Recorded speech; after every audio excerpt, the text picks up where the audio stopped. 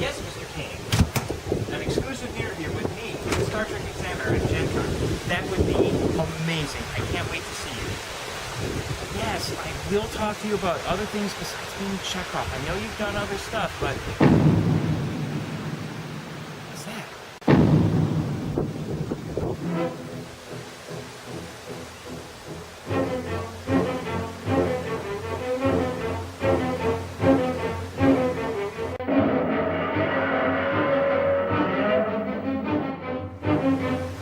I'll call you back.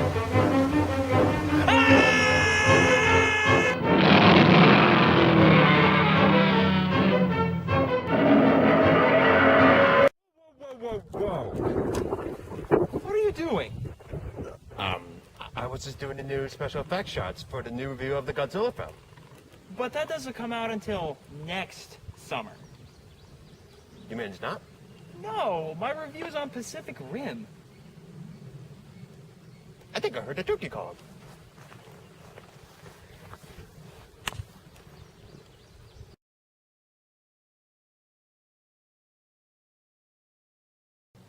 Today, at the edge of our hope, at the end of our time, we have chosen not only to believe in ourselves, but in each other. Today, we will face the monsters that are at our door.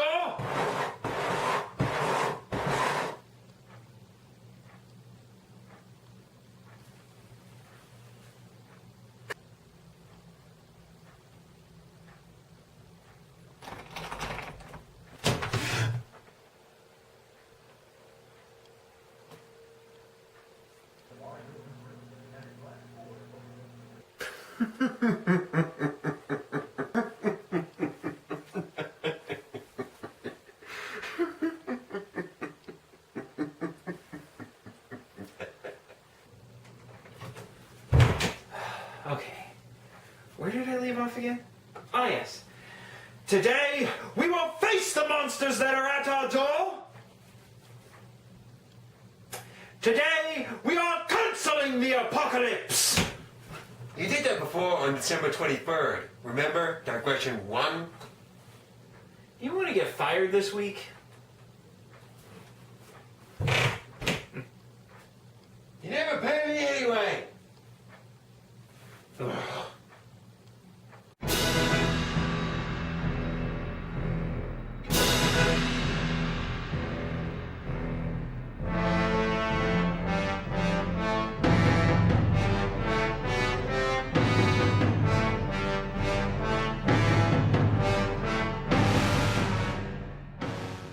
Hello and welcome to But I Digress, the vlog where sometimes my mouth goes faster than my brain.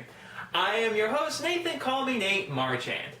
Something you may not know about me is that one of my guilty pleasures is giant monster movies, specifically the Godzilla movies of yesteryear. Yes, those fun little movies with stuntmen dressed in giant rubber dinosaur costumes running around on a soundstage smashing model buildings, while sometimes also kicking the crap out of each other.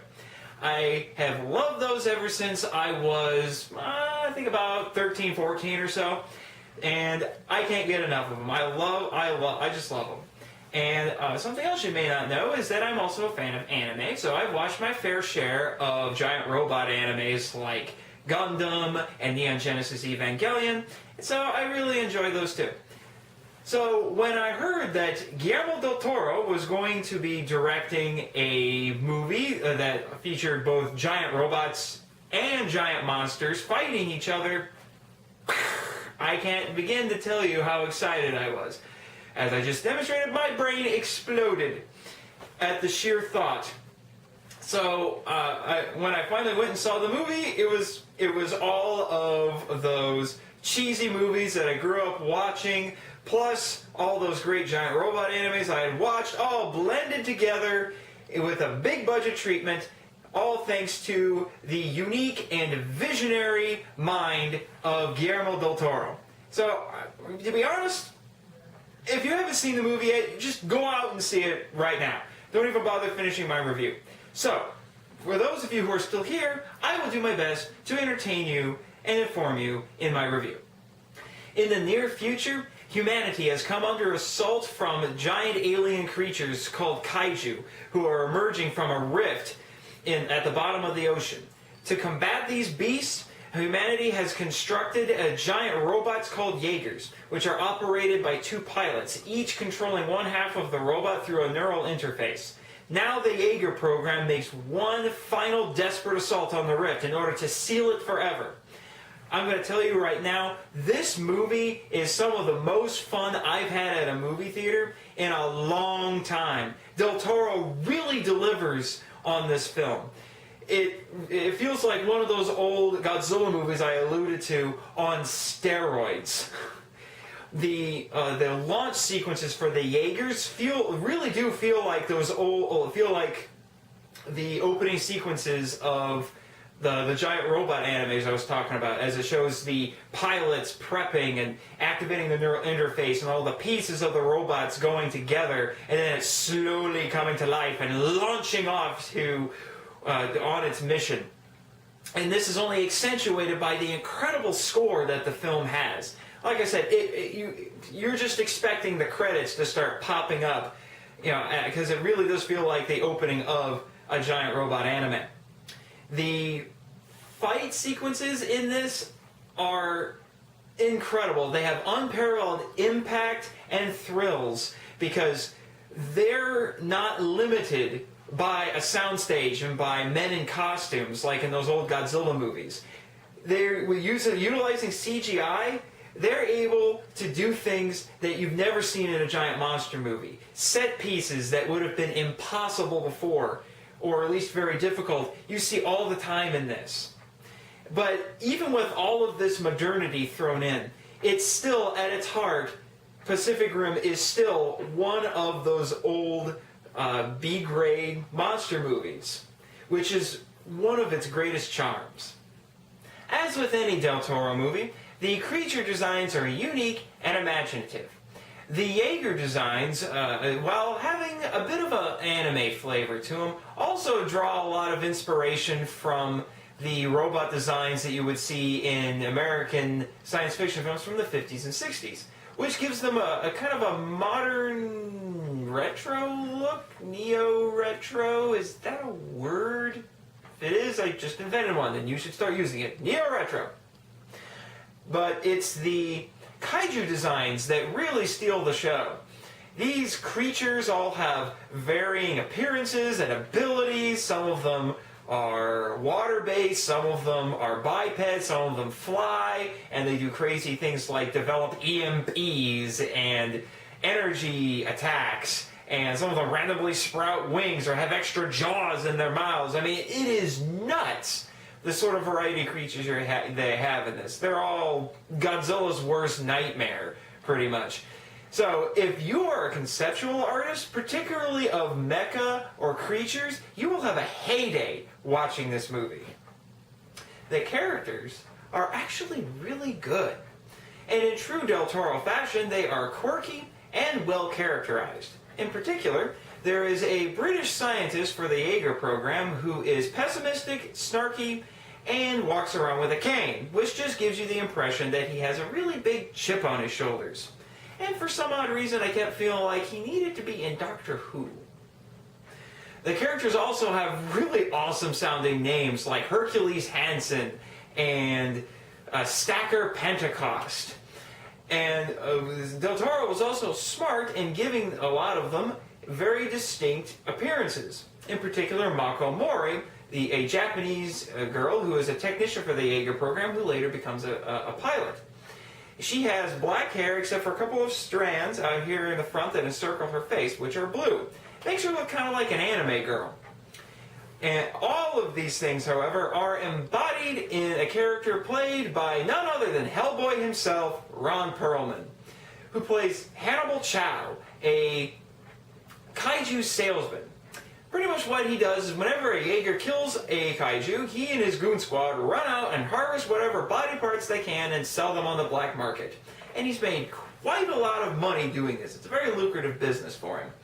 He has goggle-like glasses, he wears gold-plated shoes that clink wherever he goes, and he constantly plays around with a pocket knife, which he uses to either threaten people or get himself out of trouble on occasion. This could have just been a straight-up giant monster versus giant robot movie, but it's actually full of a lot more story than I expected it to be. And a story with a lot of really interesting ideas. In particular, the Jaegers and the Kaiju have kind of become the centerpiece of world culture in this universe. The Jaeger pilots are treated like they're rock stars, and they make toys of the Jaegers and the Kaiju. I guess it's a funny way of how mankind will commercialize their hardships in order to deal with them.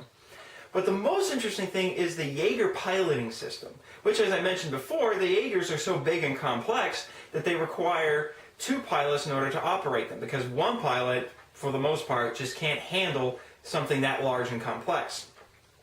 So the way they do it is the 2 pilots link their minds with something called the neural handshake, wherein they become one and yet remain separate. It's very interesting. And when they do that, their memories all mingle, and each pilot experiences his partner's memories, and then once they're linked up, then one controls one half of the robot, one controls the other. So they really have to coordinate themselves, because one has to move one side of the robot while the other has to move the other side. It's very interesting. And it also is a clever way of providing some exposition on a lot of the characters, because as these pilots are linking up and experiencing these memories, we, as the audience, get to see some of them ourselves. And it's a great way to provide exposition.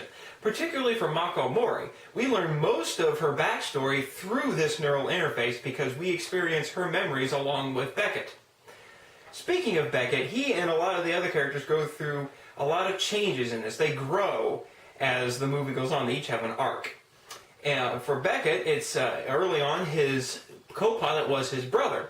But his brother dies during a battle with a kaiju, and he experienced a lot of the powerlessness and the pain of that death, and since then has been reluctant to connect with people because he fears experiencing a loss like that again. It is until Mako Mori comes along, and then they have a nice subtle little romance that develops, which helps them to build a rapport in order to control their Jaeger, and in the end it helps save the world. So, my final grade for Pacific Rim is an A. I got more out of this movie than I expected. It's full of great ideas, has a great story, amazing special effects, a lot of creativity, great giant monster battles. It's got summer blockbuster written all over it. And as I said at the onset of this review, it is some of the most fun I've had at a movie theater in a really long time. So, do yourself a favor and go see it today. Today. At the edge of our hope. At the end of our time. We have chosen not only to believe in ourselves, but in each other. Today, we will face the monsters that are at our door. Today, we are canceling the apocalypse. But I digress.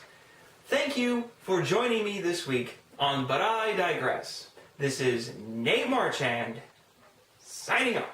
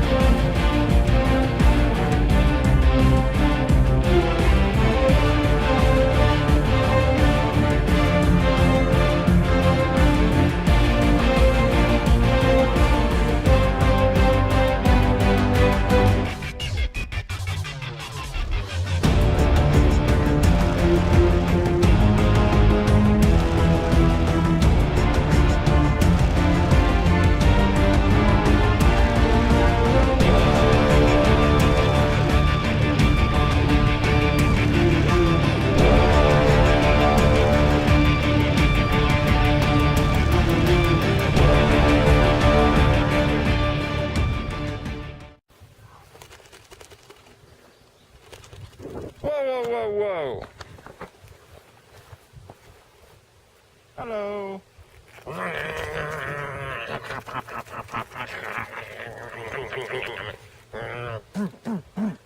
Okay. Stay. I already know where I am. It's not that hard to tell.